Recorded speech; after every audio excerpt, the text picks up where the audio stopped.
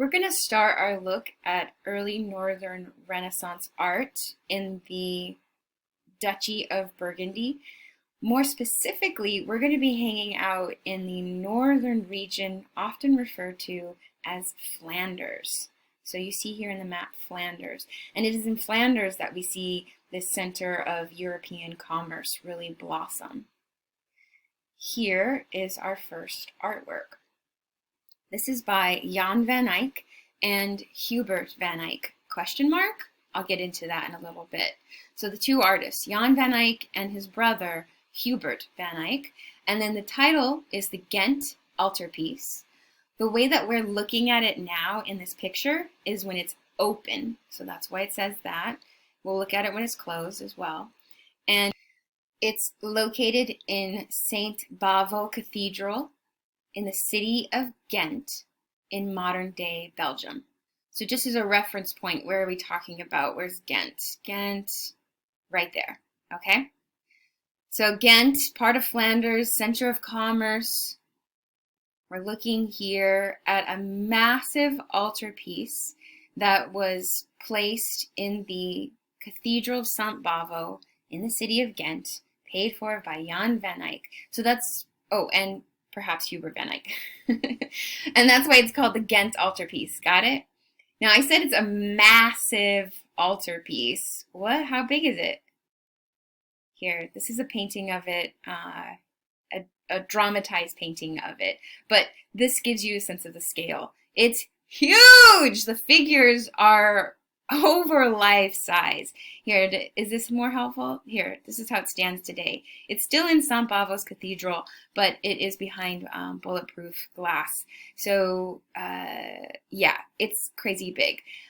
The artists, we know that it was painted by Jan van Eyck. We think that he and his brother Hubert started the project together.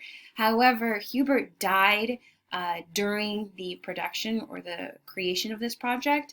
And so art historians are not sure how much of Hubert's design and influence is seen in the final product. And so that's why we say Hubert van Eyck, maybe before he died. Okay, okay. Now Jan van Eyck is a master of painting, and we are only going to be looking at a few of his works of art, but he is celebrated as a genius of art in his lifetime and since. He was the court painter to the Duke of Burgundy. The Duke of Burgundy at that time was named Philip the Good, and what we see here is this multi-panel altarpiece, or more specific, we're going to call it a polyptych altarpiece, and that's your vocabulary term. Polyptych, an altarpiece constructed from multiple panels, sometimes with hinges to allow for movable wings. What? Okay, well, first write down polyptych, and then you know how I love to break down words, so let's look at this. Poly means many in Greek. Poly means many. Typtych is panels. So we have multiple panels. Oh, is that what it says there? Yes, yes, yes, yes. Now this image is the same altarpiece, but now it's closed. So we've seen it open, and then there are hinges here and here. And when we close those panels, the backside of those panels are also painted. Ooh, cool, right? Now this type of polyptych altarpiece is more typical or more commonly seen in altarpieces outside of Italy. It just is a fashionable preference. It's not that it's always going to be the case, but we more often see these multi-panel polyptych altarpieces in Northern European art. And one of the features of a polyptych altarpiece is that these panels then can be opened and closed to change the imagery.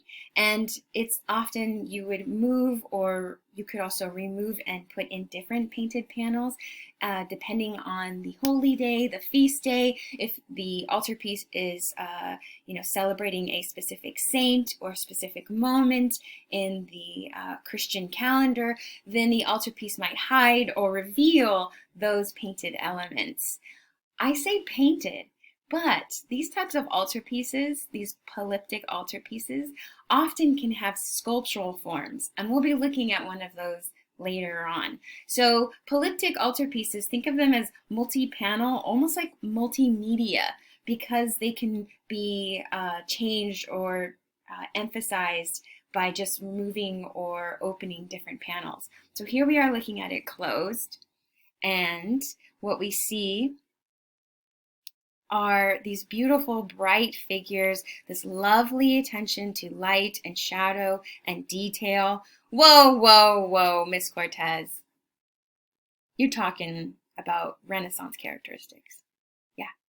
Okay, so let's start thinking about this as a Renaissance artwork.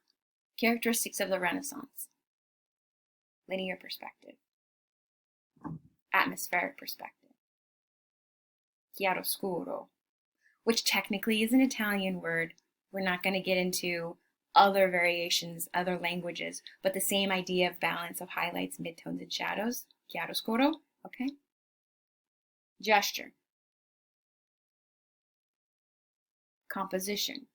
Okay, we're going to look at this artwork and we're going to think about all those Renaissance characteristics and how they may be similar or different from what we saw in the Italian Renaissance. Ooh, okay. First, the painting. The painting material is oil on wood. So wood panels that have been treated, dried, straightened, and then made receptive to a painting material. And the painting material is oil paint. And that's your vocabulary term here. Oil painting, it's kind of self-explanatory. Oil paint is a paint material when you have pigment mixed with oil. Yeah, I know. The oil that is used in oil paintings are typically very fine linseed oil or walnut oil. I have a video that I want you to watch. I'm going to include it below this video, and I'm requiring you to watch it so that you can understand the difference between oil paint and tempera paint and how oil paint, like what we see here in Jan van Eyck's work, is amazing. The reason why oil paint is amazing is because it has this very translucent quality, meaning it has the ability to trap and almost kind of bounce light through the particles of paint. Because the color, the pigment, is suspended within the oil, the light from candles, from lamps, from daylight is able to penetrate or pass through, and it creates this extremely bright or luminous effect. Another benefit of oil paint is that it can easily blend.